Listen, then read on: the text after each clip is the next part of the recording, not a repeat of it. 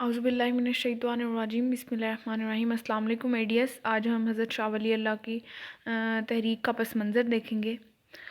حضرت شاہ ولی اللہ کی تحریک کا پس منظر کیا تھا کہ جب انہوں نے یہ تحریک چلائی تو مغلیہ سلطنت کا زوال شروع ہو گیا تھا، خاندان کا زوال شروع ہوا۔ کیسے شروع ہوا کہ شہزادے آپس میں گتھم گتھا تھے اور ایک شہزادہ جو تھا بادشاہ بننے کے لیے دوسرے کو مروا رہا تھا، سر عام کرسی کے لیے ایک جنگ چھڑی ہوئی تھی، جس میں یہ تھا کہ جتنے بھی شہزادے ہیں، جانشین ہیں بادشاہ کے، ان میں سے کسی ایک کا زندہ رہنا ضروری تھا۔ یعنی جیسے ترکی میں ایک چلا آ رہا تھا سسٹم کہ اگر کسی کو بادشاہ بننا ہے تو اس کے ساتھ جتنے اس کے بھائی ہیں ان سب کو وہ مروائے گا تو تبھی وہ بادشاہ بن سکے گا۔ کسی ایک کا بادشاہ کوئی ایک تبھی بادشاہ بنتا جب باقی سب مارے جاتے، تو وہی پھر بادشاہ بنتا جو باقیوں کو مروا دیتا۔ تو اس قسم کا زوال شروع ہوا تھا، شہزادے آپس میں جنگیں کر رہے تھے۔ نیکسٹ پیج پر چلتے ہیں ہم۔ ایرانی سرداروں کی بغاوت، مرہٹوں اور سکھوں کی محاذ ذرائیاں ہو رہی تھیں۔ اب بنگال میں 3 قوتیں تھیں، ایک حیدر علی، ایک مرہٹے اور ایک نظام۔ تو یہ سب جو تھے آپس میں لڑائی جھگڑے میں مصروف تھے۔ معاشرہ جو تھا اخلاقی طور پہ بہت گر چکا تھا، نیچے گر چکا تھا، کس طرح سے کہ لوگوں کو اخلاقیات کے معنی نہیں پتہ تھے۔ جب وہ ایکچولی جب قرآن کو عملی طور پہ انہوں نے نہیں دیکھا، صرف قرآن کو ناظرے کے طور پہ وہ پڑھ رہے ہیں، ان کو پتہ ہی نہیں کہ اس میں لکھا کیا ہے۔ اسلام نے معاشرے میں رہتے ہوئے کیا کیا حقوق و فرائض بتائے ہیں اور کن پر عمل درآمد کرنے کے لیے کہا ہے، تو لوگ کیسے اخلاقیات اپنی اعلیٰ کر سکتے تھے۔ اور وہ لوگ جو ان کی اصلاح کے لیے بھیجے گئے ہیں، وہ علماء سو یعنی صرف دنیا پرست ہو کے بیٹھے ہوئے ہیں اور دنیا داری پوری کرنے کے لیے لوگوں کو پیچیدگیوں میں ڈالے ہوئے ہیں، تو پھر معاشرے کی اصلاح کیسے ہوتی۔ تو ہم پرستی کا بہت زیادہ عروج تھا۔ تو ہم پرستی میں بچوں آپ یہ دیکھیں گے کہ وہ مثال دیں گے اکبر بادشاہ کی، کہ اکبر بادشاہ نے اس کو عروج تک لے کر گیا۔ اکبر بادشاہ کے دور میں توہم پرستی بہت عام ہو گئی، یعنی وہ پنڈتوں کے قریب ہوا اور انہوں نے کیا کیا جی، توہم پرستی کی طرف ان کو دین سے ہٹا کے اس طرف مائل کر دیا۔ اس کے بعد خدا پر ایمان کی بجائے لوگ نجومیوں کی طرف مائل ہو رہے تھے۔ نجومیوں کا اس قدر علم جو تھا وہ حاوی ہو رہا تھا کہ لوگوں کو اپنی تقدیر اور اپنا مستقبل جاننے کا تجسس بہت حد تک بڑھ گیا تھا کہ آخر کل کیا ہوگا، جبکہ وہ اس چیز کو بھول گئے تھے کہ اللہ پر ایمان زیادہ ضروری ہے، کہ اللہ تعالیٰ نے کہا ہے کہ اللہ سے زیادہ بہتر کوئی نہیں جانتا کہ کل کیا ہوگا آپ کے ساتھ۔ تو اس میں حضرت جبرائیل کا واقعہ آپ ایڈ کریں گے کہ حضرت جبرائیل علیہ السلام کو جب ایک وقت ایسا آیا جب دنیا میں علم نجوم اس حد تک زیادہ بڑھ گیا تھا اور اس قوم کو میرے رب نے تباہ کر دیا صرف اس وجہ سے کہ علم نجوم جو تھا وہ اپنی حدود سے زیادہ بڑھ چکا تھا۔ تو حضرت جبرائیل علیہ السلام کو اللہ تعالیٰ نے زمین پر بھیجا، ایک بچہ بکریاں چرا رہا تھا اور وہ اکیلا تھا وہاں پہ۔ حضرت جبرائیل اس کے پاس ہے اور کہا کہ کیا تم مجھے بتا سکتے ہو کہ جبرائیل اس وقت کہاں پر ہے؟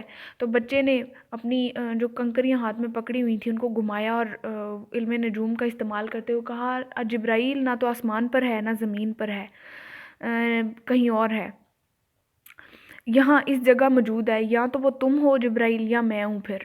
تو علم نجوم اس حد تک بھر گیا تھا کہ بچہ یہاں تک پہنچ گیا کہ جبرائیل آسمان پر بھی نہیں ہے اور زمین کے کسی اور کونے میں بھی نہیں ہے، وہاں یہیں پر ہے جہاں پر میں اور تم کھڑے ہیں۔ تو یا میں جبرائیل ہوں یا تم جبرائیل ہو۔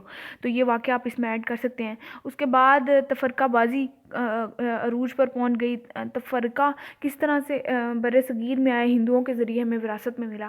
درباری، پادری اور مولوی ہر شعبہ پر چھائے ہوئے تھے، یعنی ہر کسی نے جیسے آپ آج دیکھیں گے نا کہ کوئی پٹواری ہے یا کوئی اور شعبے کا کوئی وکیل ہے، کسی شعبے کا ماسٹر مائنڈ ہے، تو وہ اس شعبے میں ایسے چودھری بن کے بیٹھا ہوتا ہے۔ اسی طرح علماء کرام بھی جو تھے انہوں نے بھی دین کو خود کو ٹھیکیدار سمجھ لیا تھا دین کا۔ ایکچولی میں ہے حقیقت یہی کہ ہر کوئی خود کو ٹھیکیدار سمجھنے بیٹھ جاتا ہے۔ تو ٹھیکیدار سمجھا ہوا تھا اور وہ دنیا پرستی میں اتنے مائل تھے کہ غلط فتوے بھی جھاڑ رہے تھے۔ اس کے بعد قرآن پاک الماریوں کی زینت بن گیا، یعنی مسلمان اس کو ناظرے کے طور پہ پڑھ رہے تھے۔ نیکسٹ ہم ابھی مزید اس کو ڈسکس کرتے ہیں۔ حدیث کی جو تشریح ہے وہ اپنے اپنے انداز میں، یعنی اپنے اپنے فائدے کے لیے کی جا رہی ہے، اور اس کی مشابہت اس طرح سے بھی ہو سکتی ہے جیسے جو پادری تھے انہوں نے انجیل کی تفصیل اور انجیل کا جو کہ معنی تھے وہ اپنے لفظوں میں بدل لیے تھے، یعنی اپنے فائدے کے لیے بدل لیے تھے۔ اس کے بعد اسلام کے فروغ کے لیے حضرت شاہ ولی اللہ کی خدمات قرآن مجید کا فارسی ترجمہ فتح الرحمان کے نام سے برصغیر میں جب حضرت شاہ ولی اللہ نے دیکھا کہ لوگ جو ہیں قرآن پاک کو ناظرے کے طور پہ بس پڑھ رہے ہیں اور ان کو نہیں پتہ کہ قرآن پاک ایک جامع دین ہے اور ایک ایسا دین ہے زندگی کے ہر معاملے میں رہنمائی کرنے والا ہے لوگوں کی، تو رہنمائی کیسے ہوتی ہے؟ جب آپ انڈرسٹینڈ کر رہے ہوتے ہیں کسی بات کو، انڈرسٹینڈ آپ تبھی کرتے ہیں جب آپ کے لفظوں میں، آپ کی زبان میں آپ کو کوئی چیز بتائی جاتی ہے۔ میں عربی میں آپ کو کوئی بات بتا دوں، آپ کو بچوں نہیں سمجھ آئے گی کیونکہ ہماری زبان نہیں ہے، قومی زبان نہیں ہے عربی، تو آپ کو وہ بات تبھی سمجھ آتی ہے جب سوری آپ اس کا ترجمہ کرتے ہو یا اس کو سمجھتے ہو، اور سمجھ آپ کو اپنی زبان میں ہی آتی ہے۔ تو جب حضرت شاہ ولی اللہ نے دیکھا کہ لوگ اس کو ناظرے کے طور پہ پڑھ رہے ہیں، اس کے احترام کر رہے ہیں، اس کی عقیدت کر رہے ہیں، لیکن اس کو سمجھ نہیں رہے، تو میرے رب نے جب کہا ہے کہ قرآن پاک میں عقل والوں کے لیے بڑی نشانیاں ہیں، تو پھر ایسا کیسے ہو سکتا ہے؟ آپ یہ والی آیت اس میں ایڈ کر سکتے ہیں مفہوم کے طور پہ کہ اس کا مفہوم کچھ یوں ہے، بے شک قرآن پاک میں عقل والوں کے لیے بڑی نشانیاں ہیں، تو نشانیوں کو سمجھنے کے لیے عقل والا ہونا ضروری ہے، اور عقل ہونے کے لیے آپ کو جو بات ہے وہ انڈرسٹینڈ کرنی ضروری ہے۔ انڈرسٹینڈ ہم اپنی زبان میں ہی کر سکتے ہیں، تو انہوں نے فارسی زبان میں اس کا ترجمہ کیا فتح الرحمان کے نام سے، 1738 میں ایڈ کر لیجئے گا۔ تو جو وہ علماء کرام جو جاہل علماء کرام تھے، علماء سو، وہ پیچھے پڑ گئے، انہوں نے کہا ہمارا تو پیشہ جو ہے، یعنی ہمارا جو کاروبار ہے، ہم دین کو بیچ رہے ہیں، یہ تو خطرے میں پڑ گیا ہے، تو اب ہم کیا کریں گے؟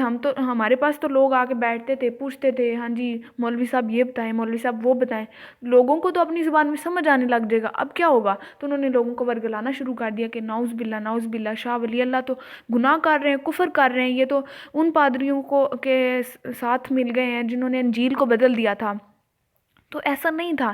حضرت شاہ ولی اللہ پھر کھڑے ہوئے اور انہوں نے لوگوں سے خطاب کیا کہ دیکھیں، قرآن پاک سمجھنے کا نام ہے، آپ اس کو ناظرے کے طور پہ پڑھ رہے ہیں، یہ صرف ناظرے کے طور پہ پڑھنے کے لیے دنیا میں نہیں آیا، یہ تو آپ کے لیے باقاعدہ ایک اصلاح ہے، ایک رہنمائی والا جو ہے کتاب ہے، تو رہنمائی آپ کو تبھی ملے گی جب آپ اس کو انڈرسٹینڈ کریں۔